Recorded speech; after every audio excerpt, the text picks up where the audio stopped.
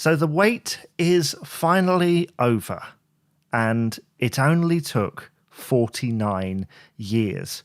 In case you missed it, earlier this week, the Midnight Special, the US television variety music show from the 70s and early 80s, uploaded a piece of Quo history.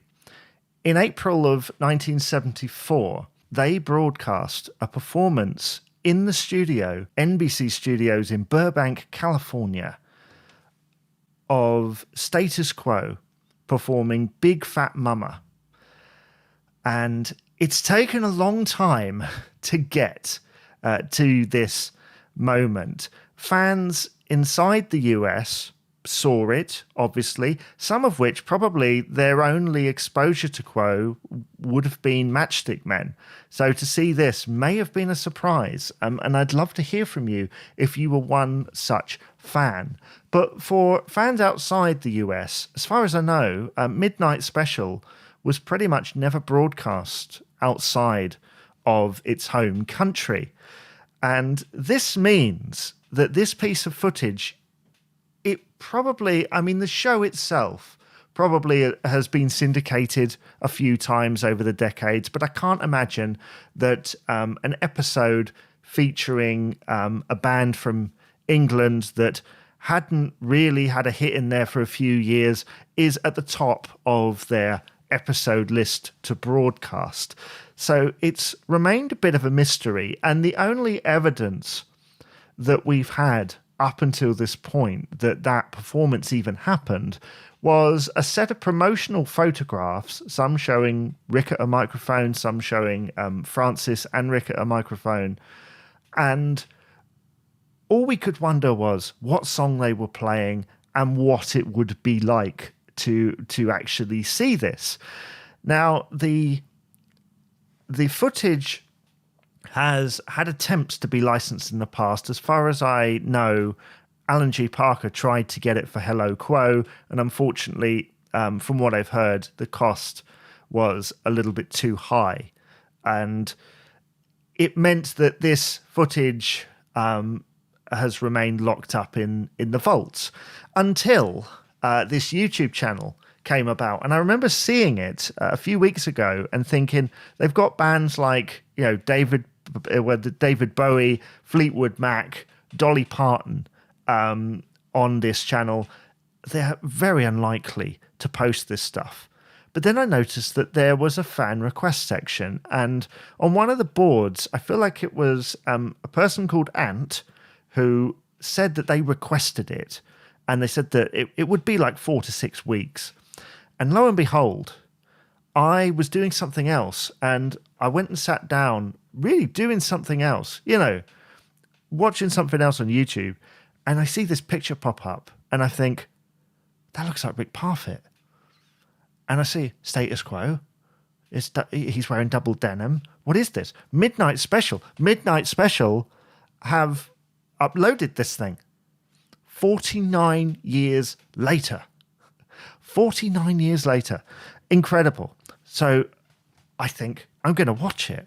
So I watch it, and that familiar backdrop, the neon backdrop with Status Quo written in writing, which in my opinion, that neon writing should have been smaller, slightly smaller, so that in most cases you could see the whole word. Because at times during the performance it says Status Quo, and I think it was just something they were doing at that moment in time. It was probably just a format thing.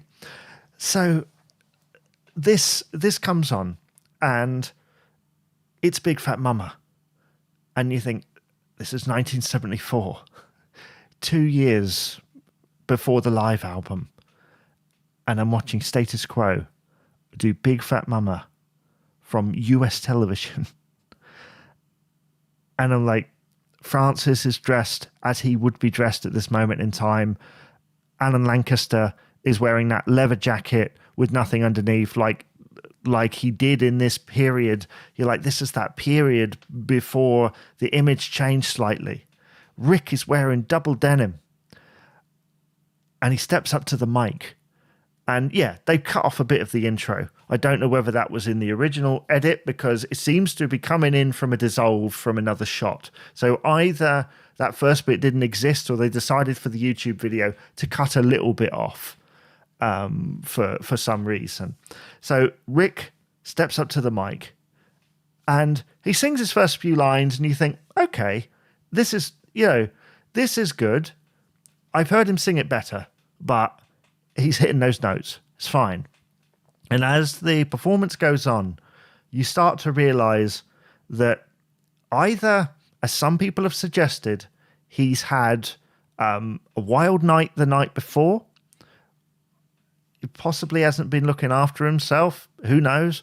Or he's got some kind of throat or chest infection. I have seen suggestions of that. And as the performance goes on, it's pretty clear. But musically, this is Status Quo. This is the Frantic Four playing Big Fat Mama on US television, and they're knocking it out of the park musically. The vocals could have been better, but this is an incredible sight.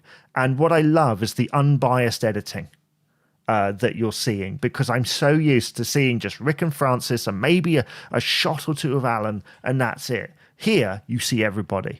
You see everybody. You've got some from behind with John Coughlin. You've got Alan Lancaster having a chance to show that his bass playing, the fingering technique that he's got there. It's wonderful. I love the way that he's playing it up high like that. I don't think I've ever really noticed that before. And I say that because a lot of the footage that already exists, the little bit of footage that exists from that period, around that period, is fairly dark, because this is a TV show. The Wembley footage and other pieces of footage that exist from the mid-70s are mostly live concerts. So they wouldn't be doing extra lighting. It would just be whatever they were using. This is a TV show. To see everything so clear is amazing. The picture quality is incredible. And you can see from this lots of little nuances, like when they have to do a slight gear change in Big Fat Mama, you see Francis raise his foot slightly, almost as though he knows this backwards, right? It's almost like a signal to himself. That is what happens at this moment. Now, another thing I think that probably needs to be addressed is that the solo in the middle isn't as faithful to the original as it could be. But I think what you have to bear in mind is, because it's a TV show, it works a bit different. With a concert, some cameras turn up and they film what was there, right? With a TV show, Status Quo go in and they're at the mercy of everybody that works there, and they do rehearsals. So they're doing 2 or 3 songs, and a song like Big Fat Mama takes a lot of energy, takes a lot of vocal power from Rick, which is probably another reason why he isn't at his vocal best. He's probably worn his vocals out because he goes hard on that second part of the song.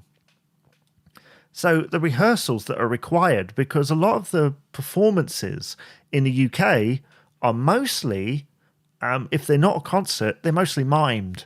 This is 100% live in terms of that, but they have to rehearse beforehand. And so imagine being Francis and having to play that solo several times. You're bound to mess up. And also the nerves that come with that, because this is a big chance, right? This is a huge chance. And you can see at times they're hungry for it. The way that John is putting his all into that performance. You see his face, and you can see how like determined he is. Sweat is coming off his face. He's probably had to play this like 3 or 4 times, along with what other track they played that didn't get included.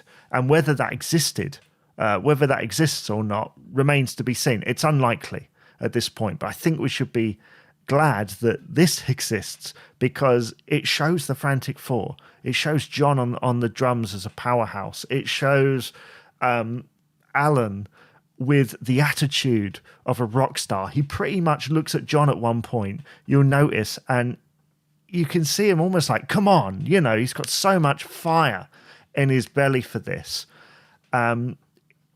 It's an astonishing piece of footage that I'm glad has finally come to light. It's a shame that it took so long because it means that Rick and Alan can't provide their comment, and I'm sure it would have been really interesting to hear their side of the story, because I don't think they really ever talk about it. And it will be because it just hasn't been out there as a clip for them to look back on.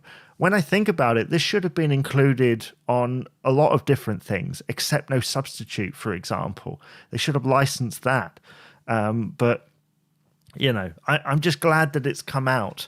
One comment I would say is that the song doesn't seem like your obvious choice. And I would imagine either the band chose it or the TV company chose it, because I would say perhaps they put a few songs forward. I feel like in the picture they might be playing something like Caroline or, Roll Over, Lay Down or something.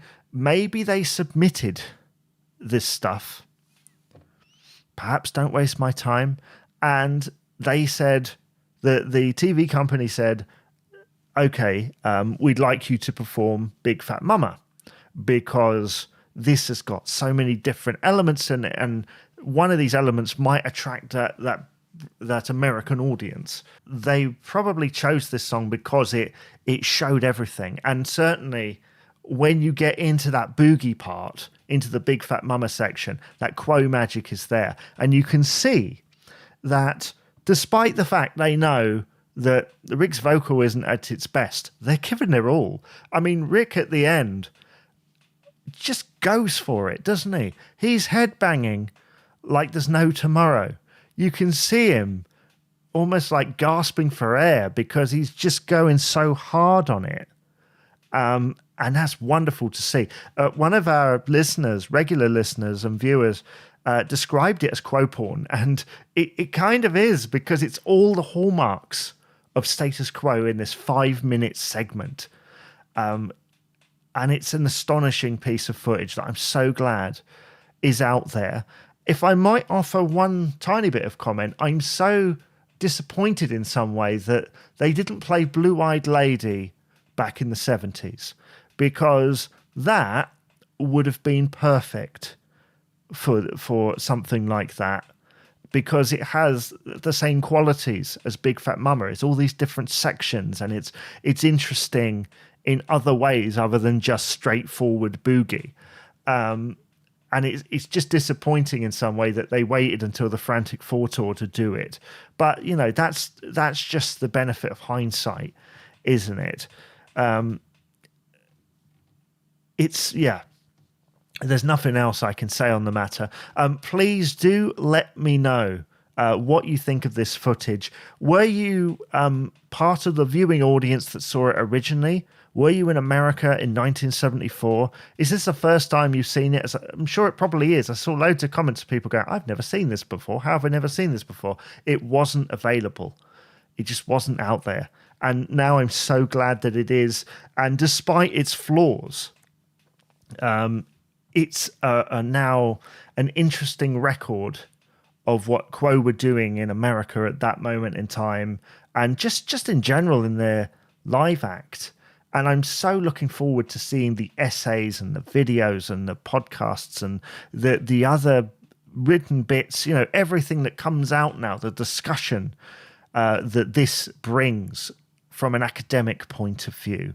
This certainly answers some more questions and poses more too. I'm looking forward to it. Thank you so much. I will see you again for another Quo-Cast. Bye-bye for now.